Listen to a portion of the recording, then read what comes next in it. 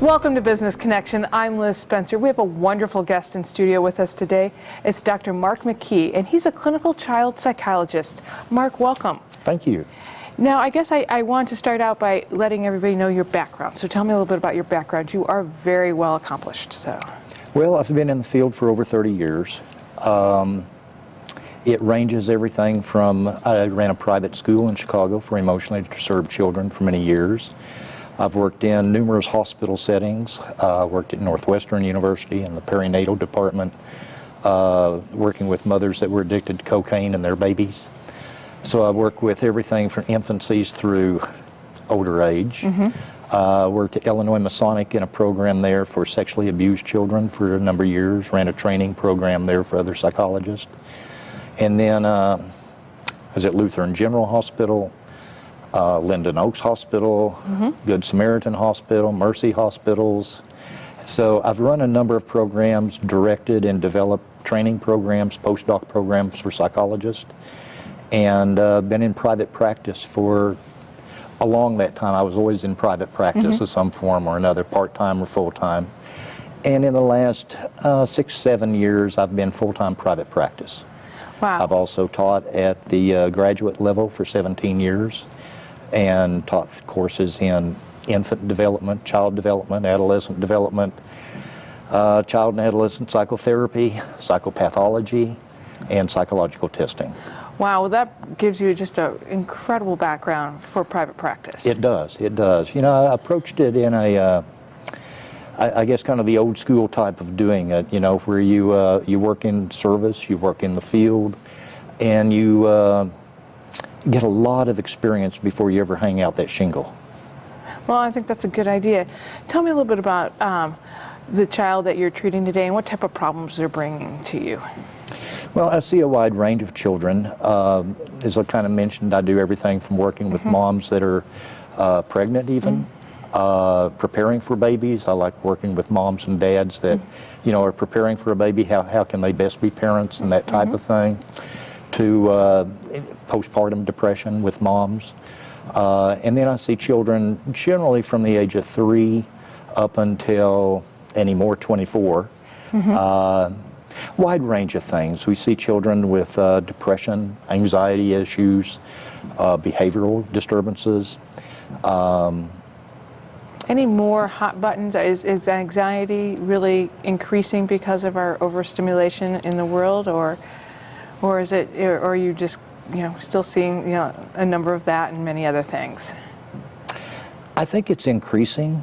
There's just things that happen in the world today that didn't used to happen, and kids are exposed to them on TV and everything else, and parents are talking in the media, on the internet. They're exposed to so many more things now than they used to be. So I think that contributes to anxieties for children.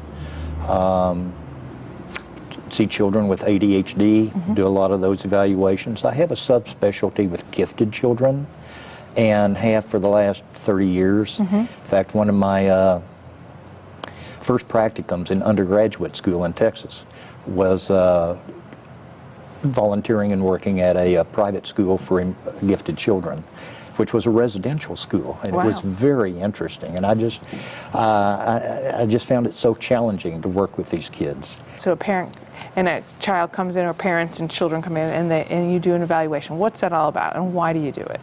Well, I think a lot of people are in current training programs and things like that are so single problem oriented. You know, parents come in and say, here's the problem, and then there's intervention set up just to deal with that problem. The difficulty with that is that there may be things underlying that. And for example, I get some children that have been previously diagnosed ADHD, and they come in, we do a complete evaluation, which involves intellectual evaluation, cognitive evaluation, emotional evaluation, social evaluation, developmental evaluation, medical evaluation. We send them out for that. And so we get a comprehensive picture. And what we find sometimes is that the same symptoms that may present themselves, for example, with ADHD, the difficulties with sustaining attention, focus, concentration, those types of things, are also symptoms of anxiety. They're also symptoms of depression. And unless you understand that and treat it appropriately, for example, if you give a child with anxiety stimulant medication, which is often used for ADHD, it makes them more anxious. You also mentioned off camera about spending some one-on-one time with that child and how that's just important. Well, it is.